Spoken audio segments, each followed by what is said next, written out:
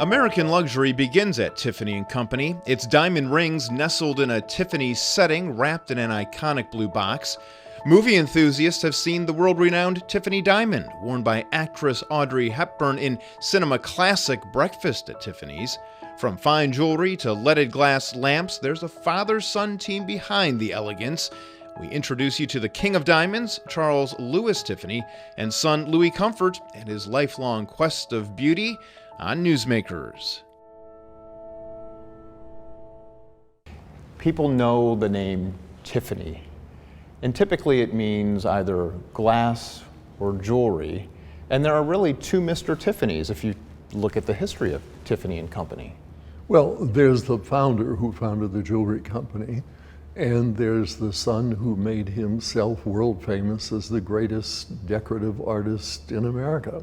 They're two very different people.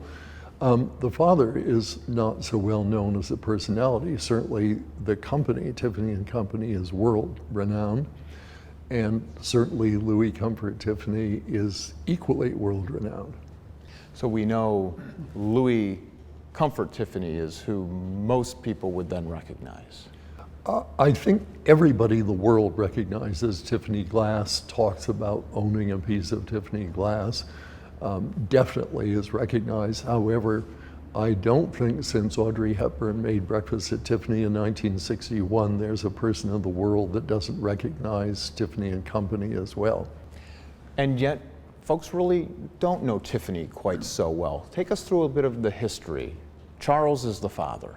Charles is the father. Charles founded Tiffany & Company with a friend, John Young, in 1837 on the extraordinary capital of $1,000. And their first day of sales was $4.95. I'm happy to say sales have increased since 1837. And by 1867, at the Paris World's First Fair of 1867, Charles Tiffany's Tiffany & Company won the first prize ever awarded to an American company by a European jeweler. And that encouraged an expansion of Tiffany & Company. He immediately, the next year, opened a branch in Paris and a branch in London. This relates directly to our friend Louis Comfort Tiffany because he sent his son there to study art and design and painting that very same year. And Louis Comfort Tiffany travels the world extensively and really broadens his horizons and sees art forms in different regions of the globe. Well, to understand exactly what he did, if I could talk 1 second about Paris in 1868 when he arrived there. Paris in 1868 was in a craze of Japanism. Everyone of any means, taste, had to collect Japanese prints, Japanese lacquers, Japanese netzukis, Japanese objects. There was a complete Japan mania in Paris at the time he arrived. Now, why is this important? I think it's important because if you just look behind us, you will see that the patterns of his lamps and many of his patterns are clearly influenced by Japanese woodblock prints and the love of nature and stylization of nature of the Japanese. Now, 1868 in Paris had another major event. The Empress Eugenie opened the Suez Canal that year, and therefore there was a mania for Orientalism. So these two things combined led the young Tiffany, who was quite young at the time. How old was he? He was 19 years old. Suddenly he was sent to study with an Orientalist French painter.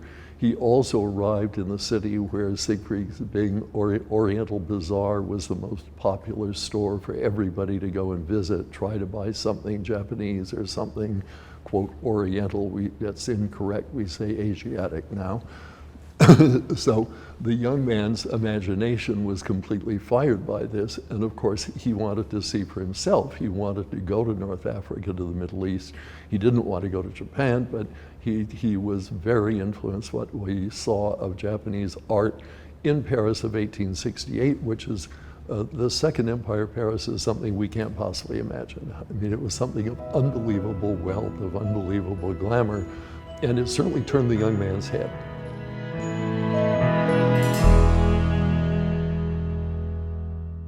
dragonflies have an influence.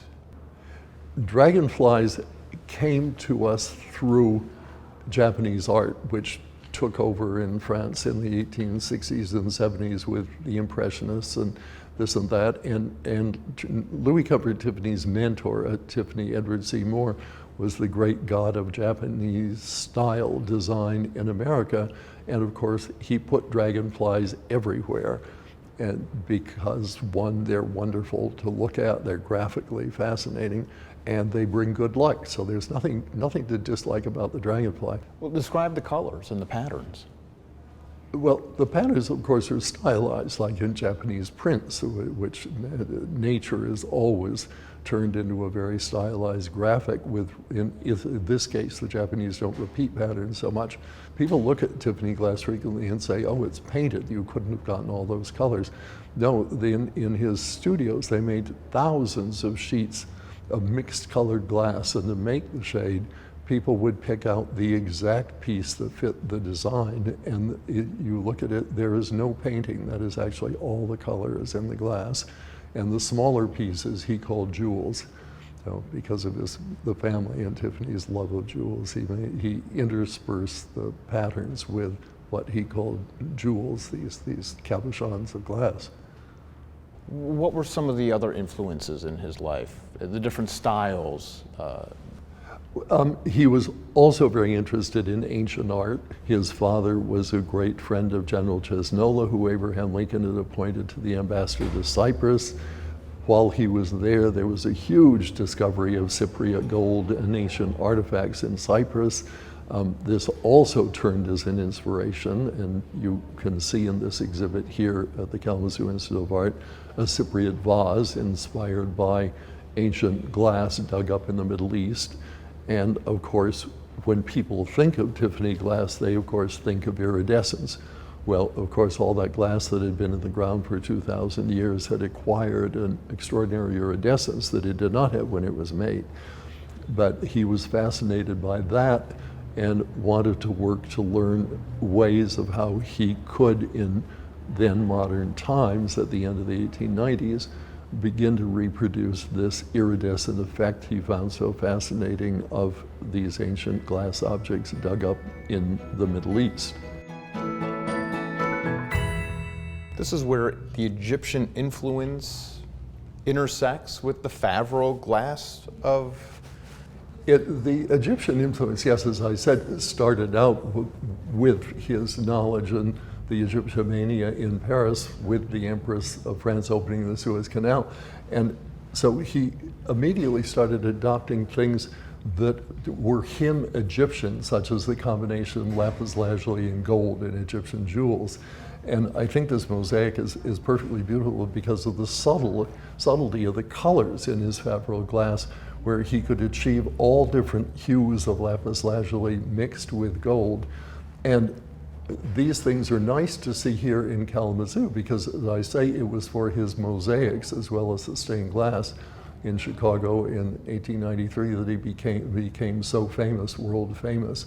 And I think it's a great example of the subtlety of coloring of Favreau glass, and also the abstraction of what he saw in Egyptian art and Egyptian jewels into this geometric panel, but that screams of being Egyptian.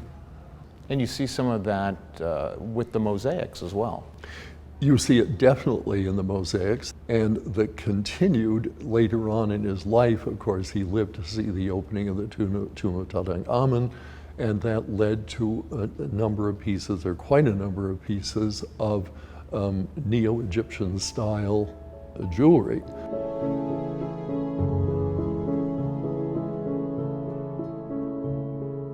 And this is where we see, again, Egyptian influence, but in jewelry. In jewelry, and at two different periods. I mean, some of it earlier here on my left, and then this would have been at the time of the discovery of Tutankhamun's tomb, when everybody was involved in Egyptomania, or what I like to call the Nile style. So that was extremely popular. I think it's one of his really beautiful pieces of jewelry. There's this confluence of these styles that end up in the glasswork. When does that happen? Well, the first great recognition for glass took place very close to where we're sitting. It took place in Chicago at the Chicago World's Fair of 1893, where he had two rooms, one a chapel and another lighter-hearted room that was nearly all stained glass and mosaic. And so, of course, on this floor here at the Kalamazoo Institute of Arts, we have a really remarkable collection of the stained glass and mosaic work of Mr. Tiffany. And that was his first great international recognition. For Louis Comfort Tiffany to win the grand prize there was a big deal. So his world fame really began there in 1893, and so on and so forth. And suddenly everyone had to have a piece of Tiffany glass or a Tiffany lamp in their house if they were anyone of taste and discernment, no matter how small that was. A fascinating thing to me is you can see here in this wonderful exhibit things that would have cost a few dollars and things that would have cost a great deal of money. So in other words, the public could not only be fascinated by what he was doing, these were something to dream about, but they were affordable dreams. Louis Comfort Tiffany and Mark Twain are friends, and Mark Twain coins the phrase, the Gilded Age. Well, the Gilded Age was obviously the end of the 19th century when money seemed to be flowing in the streets of New York, Chicago, Philadelphia, Boston, etc. And of course, Louis Comfort Tiffany was doing designing for, including for Mark Twain and for the Havemeyers and for the very affluent people. But he was, I said, very interested in people of modest means, and there were a number of his inventions which were specifically targeted at a future where everybody in the world would not participate in the Gilded Age with money running in the streets. Now, back to the subject of making things available to the American public. We had at Tiffany's the greatest gemologist of all time, George Frederick Kuntz, who was fascinated by American gemstones. So if you go downstairs, you will see many of these pieces of jewelry are made with sapphires from Montana, with tourmalines from Maine, with American gemstones, which did not cost the price of rubies, emeralds, diamonds, and sapphires. In fact, you will find none of those stones downstairs, with the exception of Montana sapphires, which are actually just as beautiful as any other, but affordable.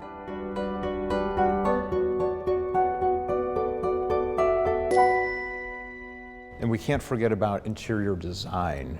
This would have been leaded glass designed for someone's home. This is a stained glass window, not for a church at all. This would have been for somebody's rather grand house. Stained glass windows are far more prevalent in domestic interiors. Certainly they're not today, but they were then. And as we were saying, that he based his designs on very simple things. This is grapes and lemons. This is not some exotic orchid or lily or things that would have been associated. People talk about him as being all Art Nouveau. Well, no, he was really the Tiffany style, because Art Nouveau, you would have had lots of lilies and twining things and that, but he picked simpler things. He picked a grapevine and some lemons. And I think a remarkable thing about this window is when you look closely at it, you would think at first it's just thousands of brushstrokes of paint to have achieved this. No, every single thing is in the glass. And even when you see these, the direction of the twining grapevines, this would all have been a striated glass that would have been selected for that exact part of the pattern, so that you get this depth from it, and at the same time a curious flatness and a depth, that you get this luminosity too that you would get from a very fine Japanese print.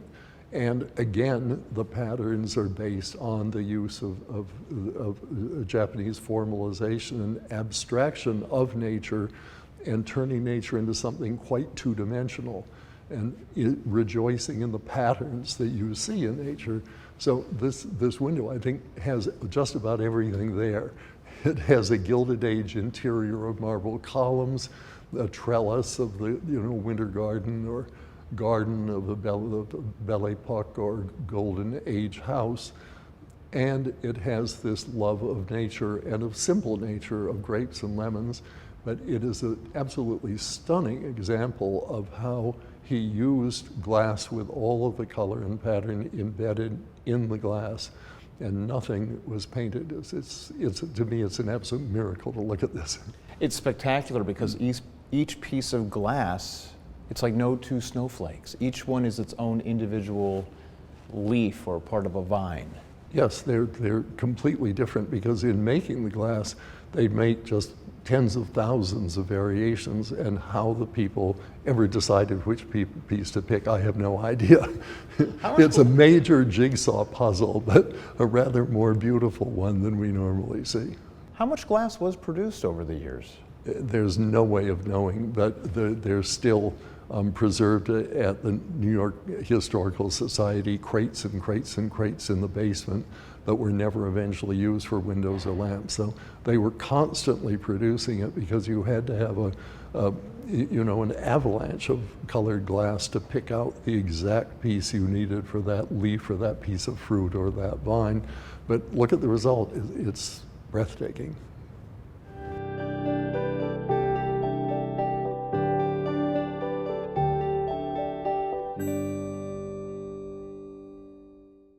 I can only imagine the quantities of glass that had to be produced to make this all happen. Well, it had to be an industrial quantity of glass, and there was so much of it. I'll tell you a very strange fact. Louis Comfort Tiffany died in 1933 at the worst part of the Depression, when no one had any money, no one was buying anything. And when he died, the company didn't know what to do with a great deal of the glass, and even lamps that were in work or finished.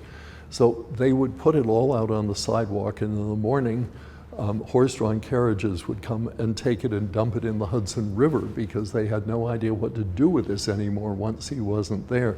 Well, his workers would come in the middle of the night and cart it all home. And I once met out on Long Island on Lefferts Boulevard in Brooklyn a family who had worked for Mr. Tiffany, and amongst other things, they had a peony standing lamp, not dissimilar to the laburnum lamp you see here. But a peony lamp today, standing lamp, might sell for upwards of $1 to $1.3 million. And this family's grandfather had simply carted it home because it was considered worthless at the time. Louis Comfort Tiffany things were not really valuable again until after the 1950s, which is, that's 17 years later from the story I'm telling you. But I'm old enough, I remember on 3rd Avenue in New York, you could buy a Tiffany lamp for $500. That same lamp may be $250,000 today.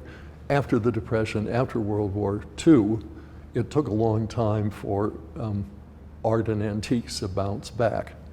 I always liked that period as a period. Andy Warhol used to say, yes, art was the first name in America.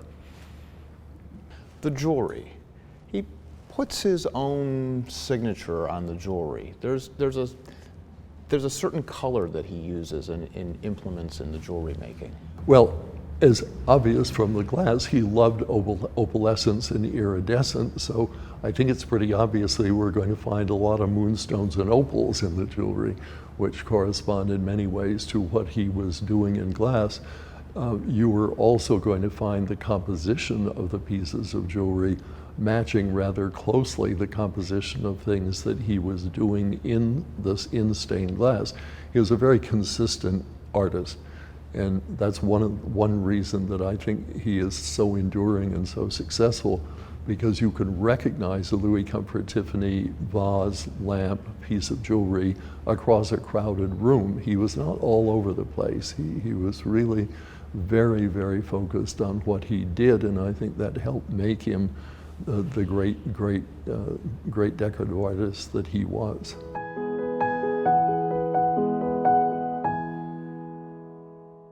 One of your favorite pieces of this exhibit is the necklace. Well, it was one of Mr. Tiffany's favorite pieces too. It was the center of his display at the Paris World's Fair Salon of 1906.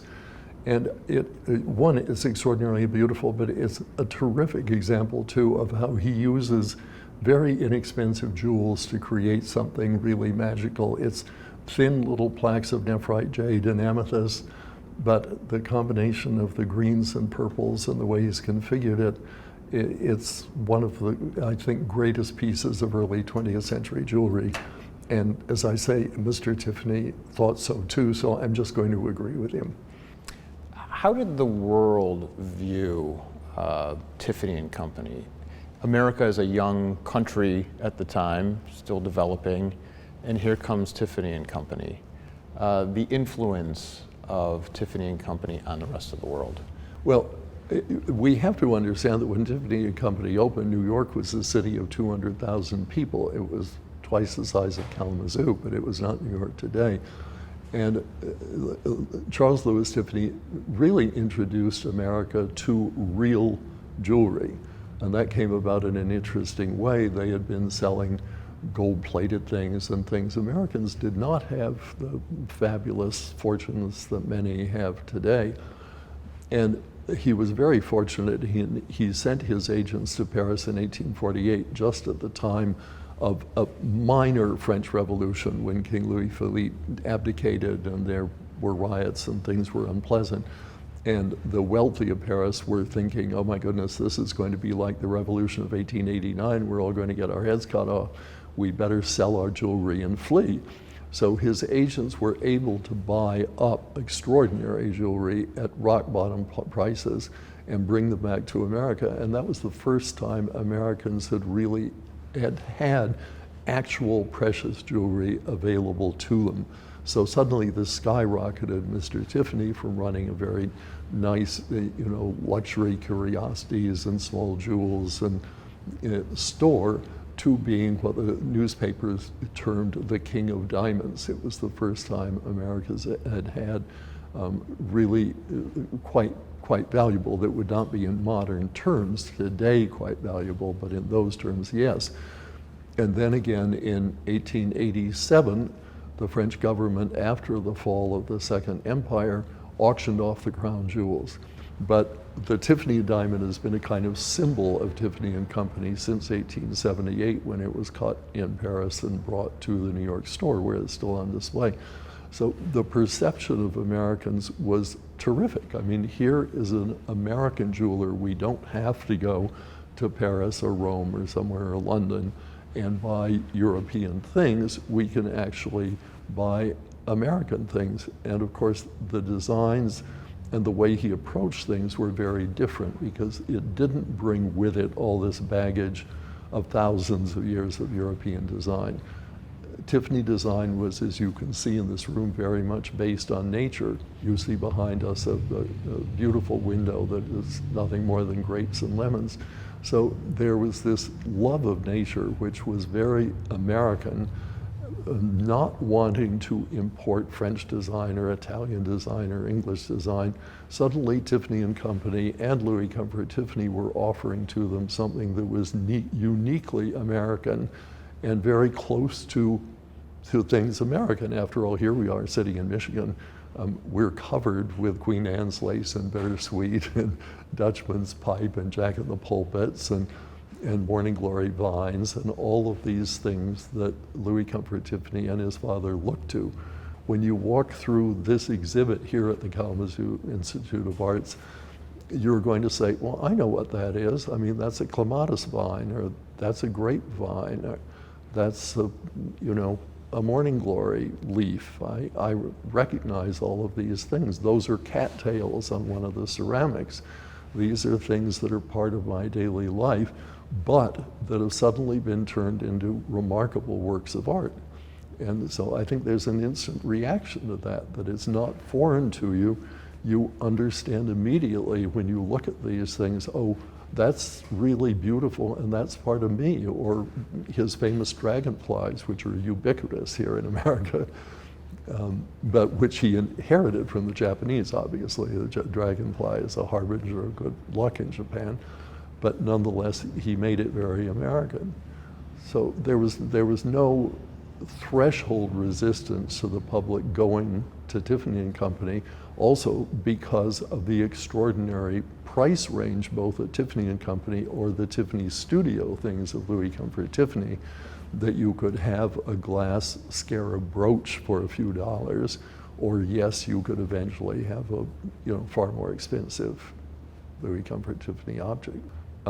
The other thing that I think is very important, Charles Louis Tiffany never gave interviews. He once answered a question for a German newspaper who asked him how, starting out with $1,000 and a little stationery and curiosity and fancy goods shops, did you manage some 40 years later to be the world's most famous jeweler? And Charles Louis Tiffany answered with one word: simplicity. John Loring, Tiffany & Company, thank you so much. Thank you so much for your interest in us.